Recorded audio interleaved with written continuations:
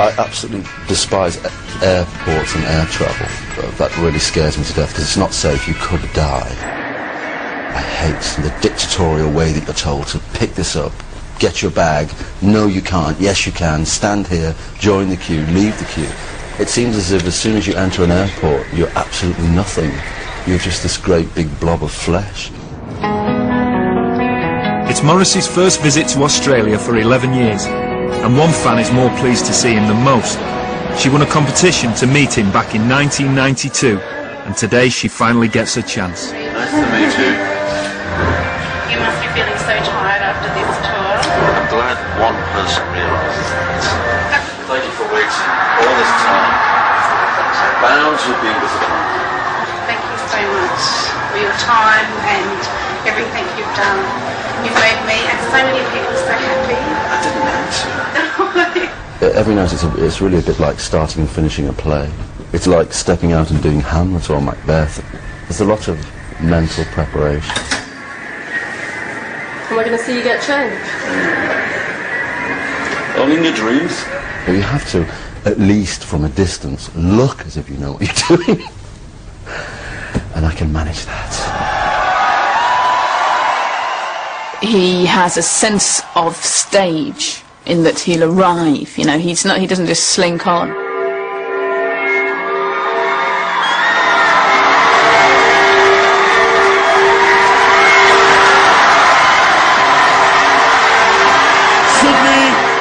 He knows about the drama and the opera of performance.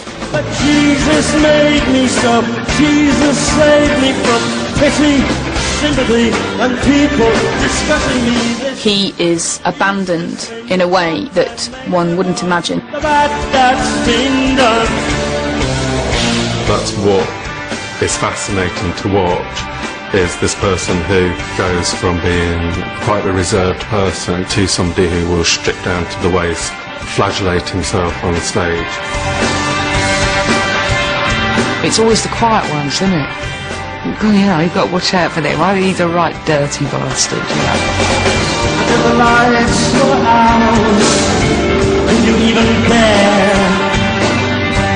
You're the sheriff on the mouth country. Here is somebody who is able to encapsulate a lot of very deep thought, gloss it with irony, and then repackage it with emotion. I've been stabbed in the back so many, many times. I don't have any skin, but that's just the way it goes. Whatever you put down in a lyric to define your love or hate for anyone, he'll do it one better. Because he's the best lyricist I've ever read. Tell all of my friends I don't have too many, just some rain-coated lovers, puny brothers. The media have generally always referred to me as being miserable and morose and the Pope of Mope and things like that. That's what I don't get. I don't get the miserable thing at all. I find them very funny. Girlfriend in a coma, I know, it's serious. Girlfriend's in a coma. When I heard it, I nearly crashed my car and ended up in a coma. He has that gift. That is not the mark of a miserable man. They're just miserable people that don't get the humour. I remember reading an interview with Morrissey in Smash Hit. I think he'd been asked, what is your typical day? And his typical day was basically, I stay at home and I listen to people walking up the stairs next door, and I'll go out and buy a bit of plum jam, maybe bring my mum. And then right at the end of this typical day, he said, and then it's back to bed and back to the real world. But it wasn't all tongue-in-cheek. There was a genuinely dark side to Morrissey's reality. During Morrissey's life, there were periods of very, very bad depression. These absolutely sort of debilitating periods where life seemed to have absolutely no point. I suffered greatly from depression. It was very serious when I was a teenager and when I was in the Smiths. Draw parallels, if you will. So I took prescribed drugs for a long time. When he gets really badly depressed, you'll get the call, at 1 o'clock in the morning, or the knock on the door, and he'll have his bathrobe on, and you can always tell because he's got his glasses on, the contact lenses are out, the glasses are on, and you know you're in for a heavy conversation. Sing me to sleep, I don't want to wake up on my own anymore. He is able to externalise internalised rage, a lot of anger about who he is, about where he comes from, and what's happened to him. And he focuses that rage onto specific targets. Enemy number one, the meat industry. Today on the news, there was a story that 27 million cooked chickens have been recalled, which is the biggest recall in US history, because they're lethal to humans. If they hadn't been recalled, it could have killed 80 million Americans. The views of the most vocal vegetarian in pop music are typically uncompromising. It's really on the same moral level as child abuse. It's the same thing. Animals are like children, they look to us for protection, and we should protect them. I really feel quite smug about mad cow disease and foot and mouth and so forth, and I just think, well, what do you expect?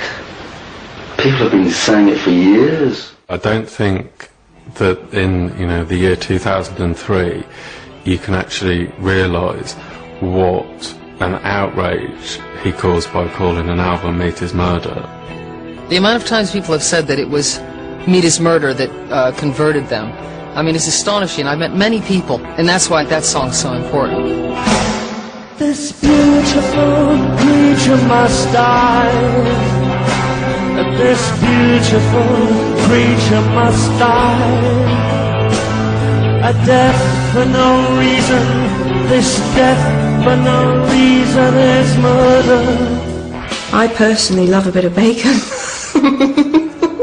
And always did, and even for Morrissey, I didn't give it up.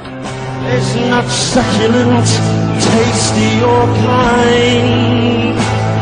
It's death for no reason. This death for no reason is murder. It's all just abuse and it's all human evil. Which is why I think the royal family are evil, because they enjoy fox hunting. These are despicable people. And Charles, above all, has no intelligence whatsoever. I'm surprised he's not been slapped by a few people in the past, to be honest, for the things he's said, because he has been really outrageous. Do you still follow football? No.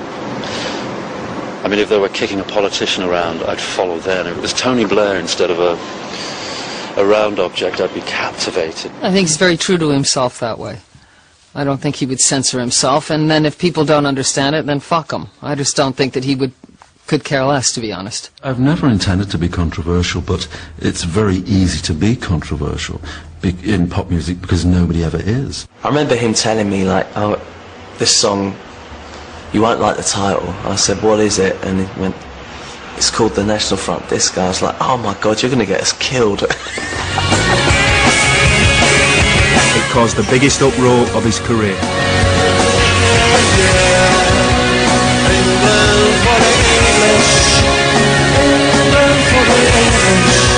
One music paper compiled a dossier of Morrissey's comments over the years and accused him of racism.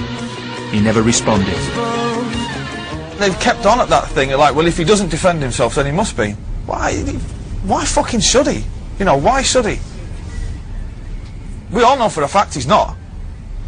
Because if he was, the fucking news of the world would have uncovered it first. Forget the fucking enemy. Not everybody is absolutely stupid. Why on earth would I be racist? What would I be trying to achieve? In 1998, Morrissey set up home in Los Angeles, leaving England behind. It seemed that I had a better chance of being struck by lightning than I had of being accepted by the British music industry.